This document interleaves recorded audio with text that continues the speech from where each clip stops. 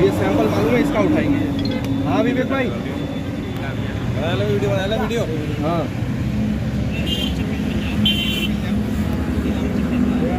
थाना रिफाइनरी क्षेत्र के अंतर्गत बजरंग दल के गौ सेवकों की मदद से एक वैन गाड़ी को पकड़ा। गौ भक्तों ने सुबह आगरा दिल्ली बाईपास पर जा रही सूचना पर एक गाड़ी को पकड़ लिया, जिसकी तलाश की गई तो उसमें करीब 6 बोरा मांस से भरे मिले। गौभक्तों ने खोलकर देखा तो उनके द्वारा बताया गया कि यह मांस गौवंश का है। सूचना मिलते ही मौके पर पुलिस पहुंच गई एवं पुलिस जांच में जुट गई, जिसमें एक व्यक्ति को पुलिस ने अपनी गिरफ्त में ले लिया एवं एक व्यक्ति मौका पाकर फरार हो गया।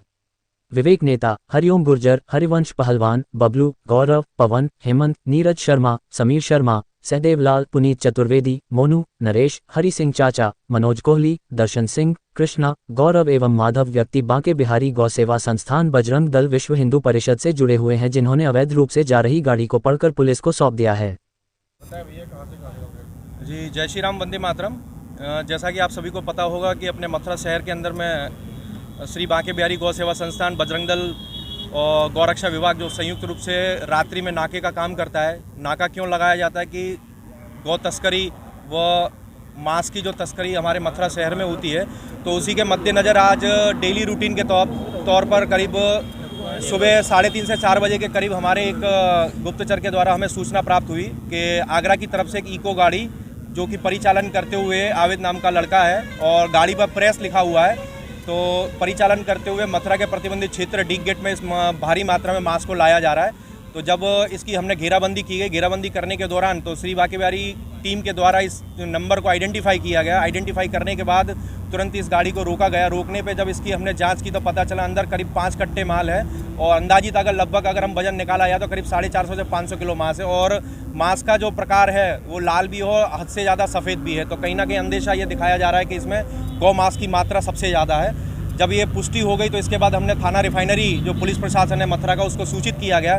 सूचित करने के बाद पुलिस की कस्टडी में इस इको गाड़ी को यहाँ लाया गया। साथ में एक गौ तस्कर भी पकड़ा गया है जो मंडी चौराया राधिका विहार का रहने वाला है, और साथ में एक गौ तस्कर था वो मुठभेड़ के दौरान फरार हो गया है। जब घेराबंदी की गई तो उस दौरान उसने जगह दी के वो निकल गए यहाँ पर।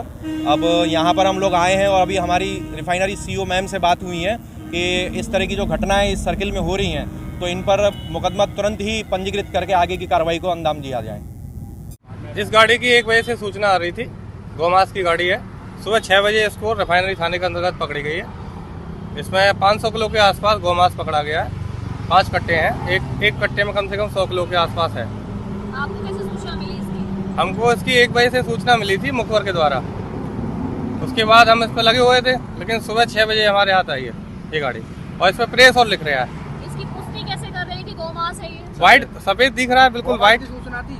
और गौमांस की सूचना थी हमारे पास में कि आगरा के पास से गौमांस भर के लोड करके लेके आ रहे हैं। और ये कुख्यात गौ तस्कर है एक चांद धौलपुरिया और एक चुनन, उनके यहाँ ये माल सप्लाई हो रहा था मथुरा में। तो ड्राइवर है वो पकड़ा गया? हाँ, ड्राइवर पकड़ा गया और एक जना भाग गया था। 2 जने थे? हाँ, 2 जने थे, एक जना भाग गया। जैसा कि आपके द्वारा बताया गया था कि इससे पहले जो एनकाउंटर था फर्जी था, आप क्या कहेंगे? देख लीजिए, आपके सामने है, हमने जहाँ गाड़ी पकड़ी है वहीं शो की है और वहीं तस्कर पकड़ा है। हमारा सिस्टम ये नहीं है कि हम कहीं गाड़ी पकड़े और कहीं शो करें, अपना ये सिस्टम नहीं, क्योंकि मैं विश्व हिंदू परिषद से विभाग प्रमुख हूँ। पुनीत चतुर्वेदी मेरा नाम है। पहले भी हमने गाड़ी पकड़ी, खाल की भी पकड़ी थी, मांस की भी पकड़ी थी, इसी थाने में खड़ी की थी। ऊँट की भी थी उसमें ऊँट भी, एक बार तो हमने ऊँट भी पकड़े थे, वो भी इस थाने में की थी। FIR हमारे नाम से ही है उसमें। हम चाहते तो इसको पहले वाले एनकाउंटर को नहीं ले गए।